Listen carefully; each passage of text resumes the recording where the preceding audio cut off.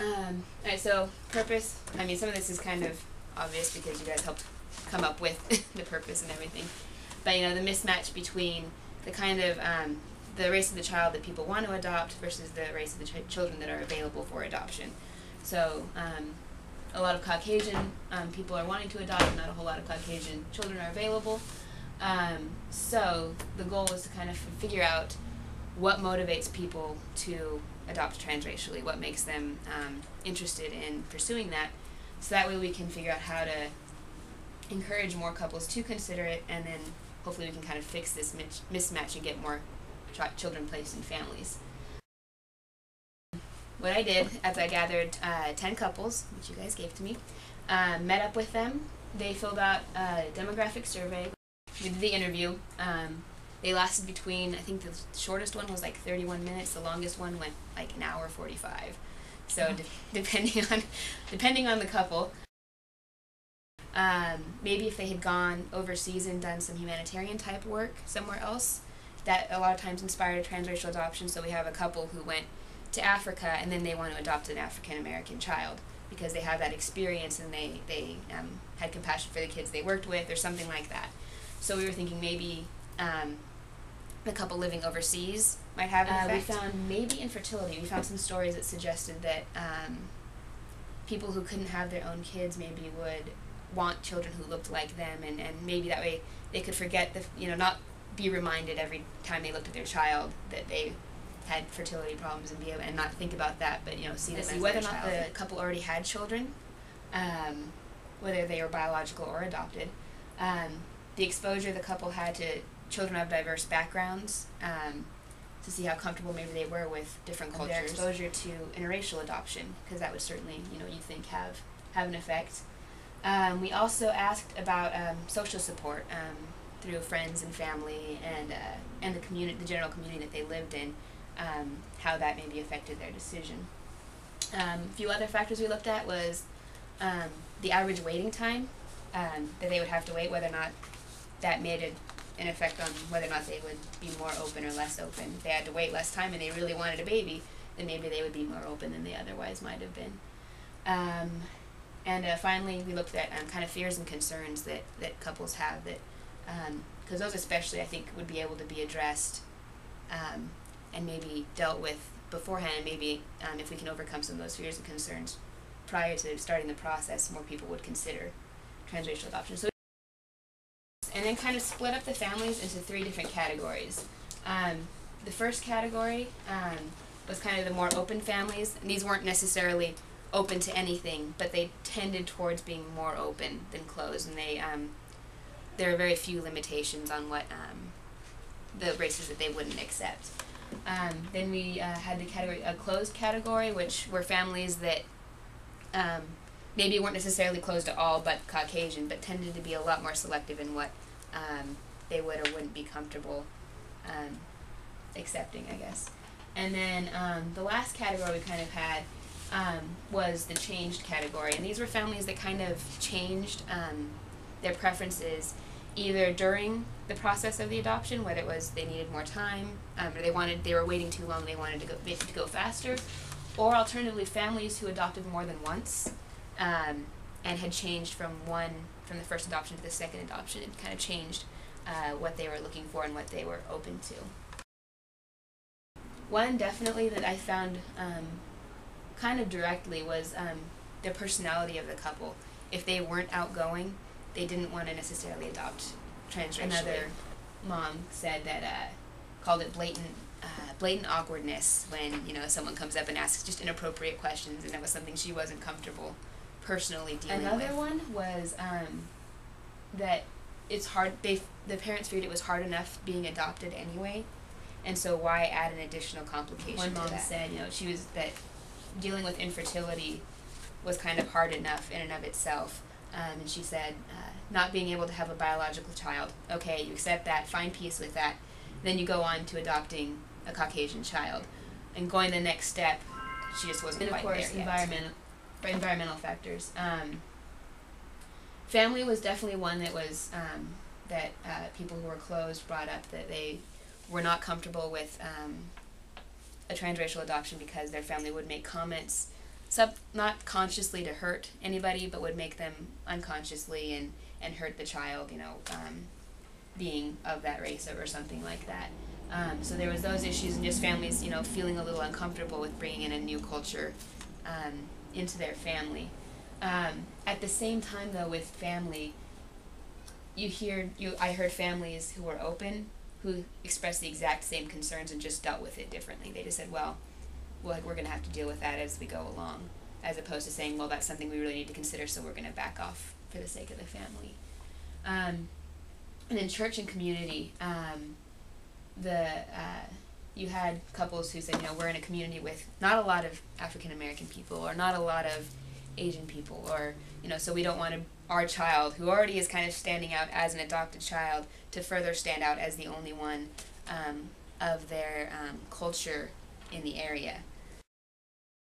Oh, you heard a lot of "it just doesn't matter," which is kind of, interesting to think about, that it just doesn't matter to us. It's not a big deal. It was just another baby.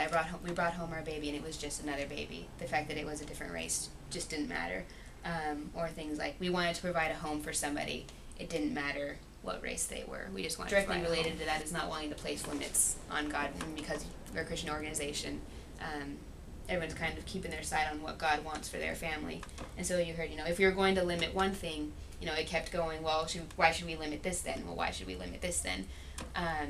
And so in the end, it turned out, we just shouldn't limit anything, because it doesn't make sense to limit one thing. And the idea of wanting a rainbow family, that we're going to have a very diverse family, and you're going to look and, we've got all very different children, and that's awesome, and we're excited about it. Last two were a little bit more minor, not as prevalent among every single family, but I heard waiting time, and also you had when people know that it's harder to place non-Caucasian children, well then, if it's harder to place them, we'll take them. We won't be open to Caucasian because they're going to get placed anyway, so we'll go ahead and absolutely place them with us. We'll love any child. This one was kind of interesting. You mentioned the more confident as parents the second time around, and feeling more capable of making your own decisions and not having to worry about what the family has to say. And then, learning to overcome challenges that may arise. When you know kind of what to expect, you can take that challenge to the next level and deal with what you've already dealt with, and then deal with any new issues that come with the transracial adoption. Just eventually said, okay, well, we need to reevaluate. This is taking too long, and maybe we're not being open to the right things here. And a couple other things that was interesting as far as our expectations going in. Infertility, it seemed didn't, from the interviews I did, all the families pretty much said the same thing, that they were separate issues from race, and it really didn't make a difference at all. Going outside the United States. The two families that had actually lived more long-term outside the U.S., they were both open families.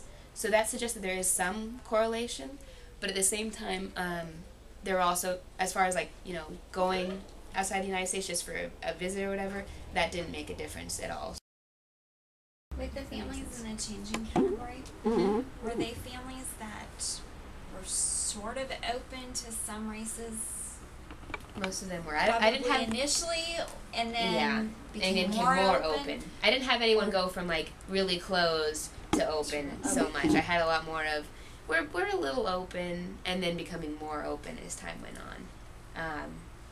So there was already a mindset that they were to some extent. Yeah, they were somewhat open, or at least open to some races. Yeah, I didn't have any has to be Caucasian moving over to. So this next part I think is going to be a little more fun / constructive as far as what can be done kind of differently to encourage more transracial adoptions. I mean, admittedly, there are going to be some families that you're not going to get to consider transracial adoption. That's going to happen. But as far as getting more, one thing I noticed is that most of the families said that they had to approach about the issue rather than being asked about it. So they would just be given the preference survey, which I think 80% of my families were so intimidated by it. They didn't like this preference survey. It was scary. It was uncomfortable and awkward. They didn't like it at all. But I mean, you can't get around doing it. But I feel like maybe if they had, if there was more warning that, hey, this is what you're eventually going to have to do.